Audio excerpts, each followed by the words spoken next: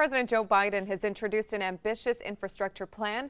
The $2 trillion bill would invest in many things, including clean drinking water, updating roads, expanding internet access, and improving energy grids. Here to discuss how the plan may benefit the Bay Area is United States Energy Secretary Jennifer Granholm, who actually graduated from high school here in San Carlos and once taught at UC Berkeley.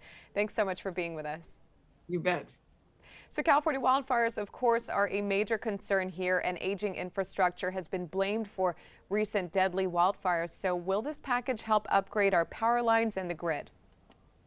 Absolutely. One of the key components to this package is $100 billion for upgrading the nation's transmission grid, making it more resilient to climate events like wildfires, adding capacity to it so that we can put all of the clean energy that California intends to put on the grid on it, and making sure that it is safe from cyber attacks. So yeah, there's a huge component that would benefit California. That is pretty scary to say the least. The power grids are vulnerable to hacking, possibly by foreign enemies. And of course, we saw what happened recently over in Texas, and we would like to not see that happen again. Absolutely. And we know that these climate events are only becoming more and more frequent.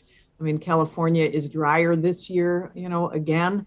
So, we don't want to see this continued effort, and to be able to underground wires to harden our transmission grid, all a piece of what this American Jobs Act is, or this American Jobs Plan is proposing to do.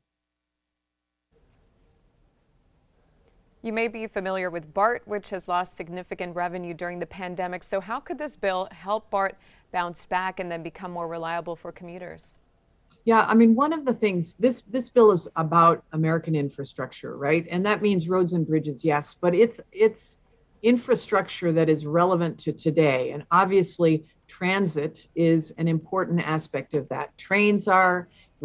Buses are, electrifying the national highway, adding charging stations for electric vehicles so that people don't have range anxiety. It also means infrastructure for more rural areas as well, adding broadband so that the nation is entirely connected online. The bottom line is we as a nation have continued to disinvest in ourselves. The investment in infrastructure for our country is down to the lowest it's ever been since World War II. Our manufacturing sector is dropped to the lowest it's been in 72 years. It's continued to drop. We need to invest in ourselves, and that's what this American Jobs Plan does, and it's paid for.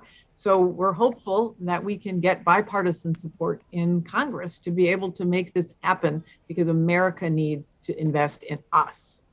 And we haven't seen this kind of a large investment ever, actually, but in recent years, since I believe the 60s. So it looks like we are overdue. And the focus of the American Jobs Plan is also on transitioning to more clean energy, of course, like wind and solar power, as well as, you mentioned, incentivizing electric vehicle use by creating more charging stations along the way across the country, which all can create more jobs. But there's always pushback to this. So will the bill also include training for, let's say, coal miners to make a pathway to a new career so that they don't lose work and then get on board with this?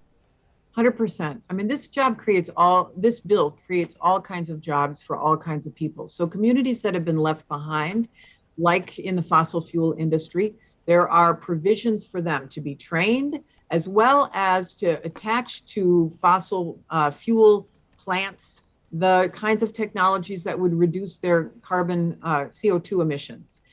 It also makes sure that research and development jobs are there. So Lawrence Berkeley National Lab over across the Bay, of course, is one of the 17 DOE, Department of Energy national labs. You see a major increase in funding for research and development in this bill too, because this too is an area that the United States continues to disinvest in. And if we want to win the future, we want to make sure that we are finding the solutions for that future, and that we are not just ceding the territory to economic adversaries. So bottom line, this bill creates jobs for people all across the country. There is a really important element to it, which is an element of environmental justice, and it's called EJ 40, Environmental Justice 40, which means that 40% of the benefits of the investments must go to people and in communities, must go to communities that have been left behind, that have been unseen, or that have been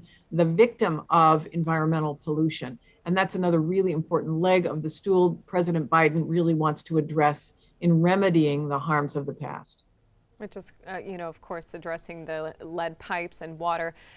Well, $2 trillion is a lot of money to say the least, but it takes money to save money in the long run. This will have to pass Congress when they consider it, hopefully sometime this year. So we're going to end on your message to any possible opponents. Any possible opponents, you please get on the train because your constituents are in favor of it. 70 to 80% of America loves these provisions and recognizes that we have to invest in our nation's infrastructure for our children, for our grandchildren to win the future. And we hope that we can get strong bipartisan support. Well, thank you so much to U.S. Energy Secretary Jennifer Granholm for your time. You bet. Thank you.